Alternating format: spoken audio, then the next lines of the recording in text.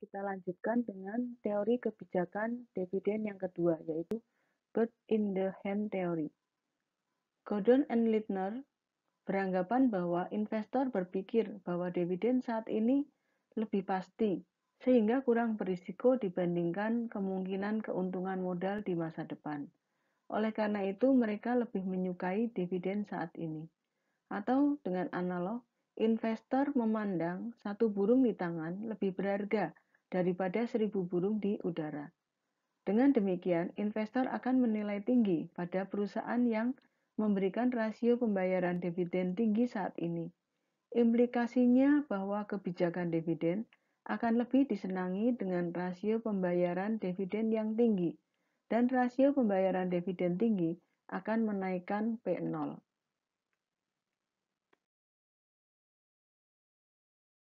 Yang ketiga adalah tax preference theory.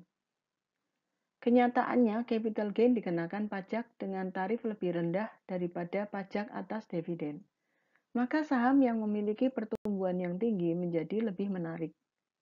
Capital gain adalah selisih antara beli dan jual saham. Tetapi sebaliknya, jika capital gain dikenai pajak yang sama dengan pendapatan atas dividen, maka keuntungan capital gain menjadi berkurang. Namun pajak atas capital gain masih lebih baik dibandingkan dengan pajak atas dividen. Karena pajak atas capital gain dibayar setelah saham dijual, sedangkan pajak atas dividen dibayar setiap tahun setelah pembayaran dividen. Periode investasi juga mempengaruhi pendapatan investor. Jika investor hanya membeli saham untuk jangka waktu 1 tahun, maka tidak ada bedanya antara pajak atas capital gain dan pajak atas dividen. Bagi investor yang dikenai pajak pendapatan perseorangan, pendapatan yang relevan baginya adalah pendapatan setelah pajak. Jadi tingkat keuntungan yang disyaratkan juga setelah pajak. Model penilaian saham dengan tingkat pertumbuhan yang konstan adalah KE sama dengan D1 per P0 plus G. Tingkat keuntungan yang diharapkan, KE, terdiri dividend yield ditambah capital gain yang diharapkan.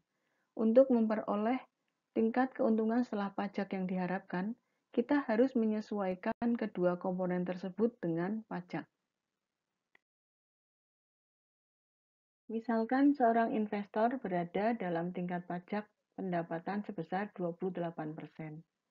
Investor tersebut dihadapkan pada dua pilihan investasi.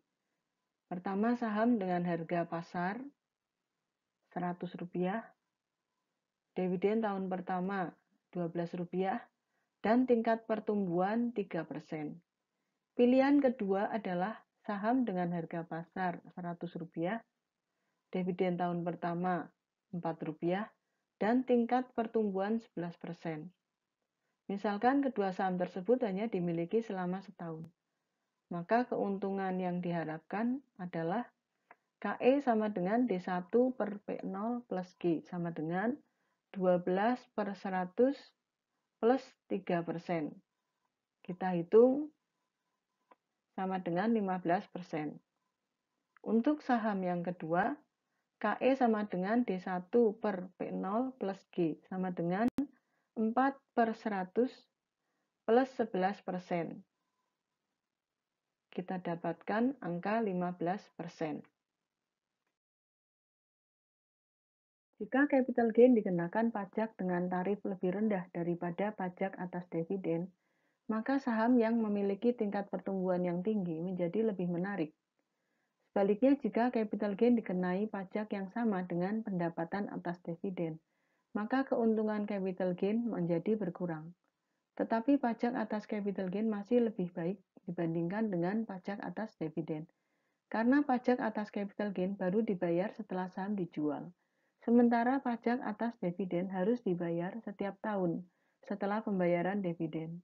Selain itu, periode investasi juga mempengaruhi pendapatan investor.